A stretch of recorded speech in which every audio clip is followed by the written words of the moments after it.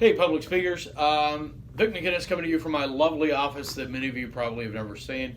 Want to touch base with you guys real quick, just emphasize a few things before we get into the persuasive speeches which will be starting at the end of this week, first of next week, depending on which section you're in.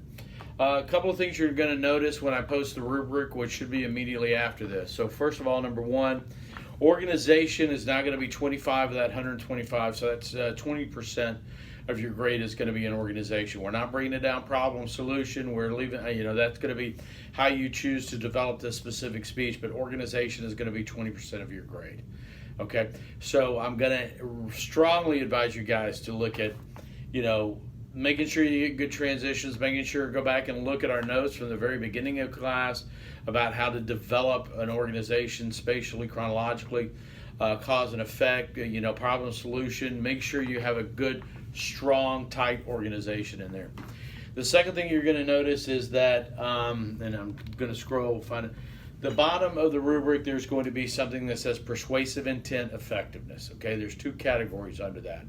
Number one is going to be persuasive language.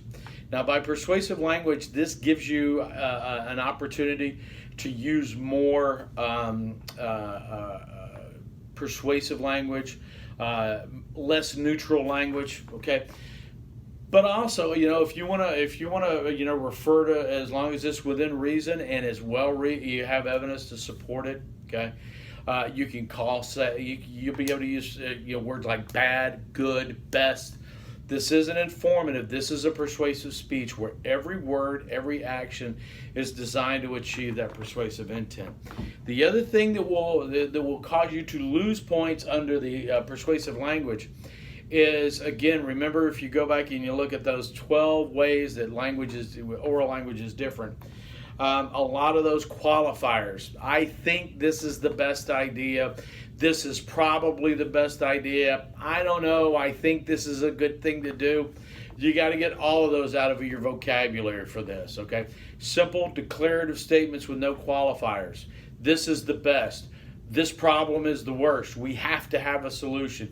You have got to this is a persuasive speech. You've never heard a car dealer say, yeah, I'm pretty sure this car is okay. You may want to buy it. I don't know. Whatever you want to do. Okay? You never hear that from persuasive speakers.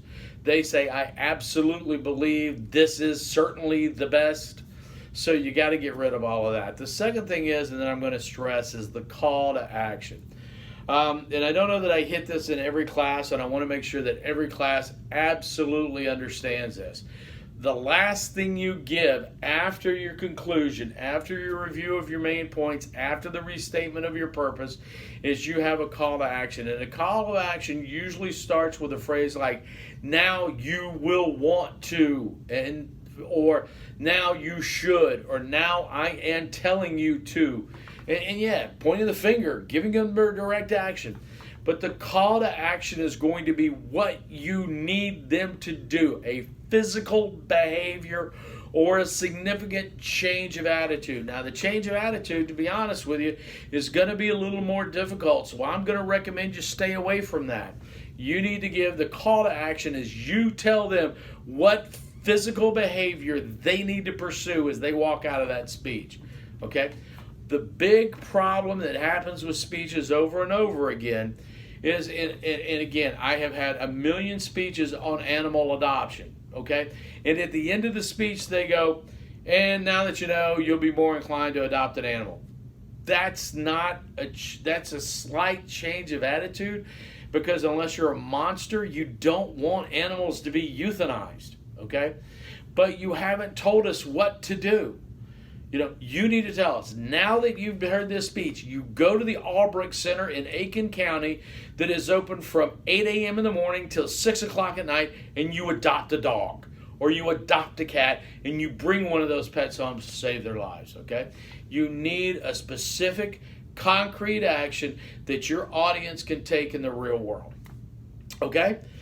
Do that, and again, that's going to be where persuasive intent, including language, okay, and a call to action, it's going to be worth 25%. That's another 20%. So 40% of your grade is going to be an organization and persuasive intent, persuasive effectiveness. Okay.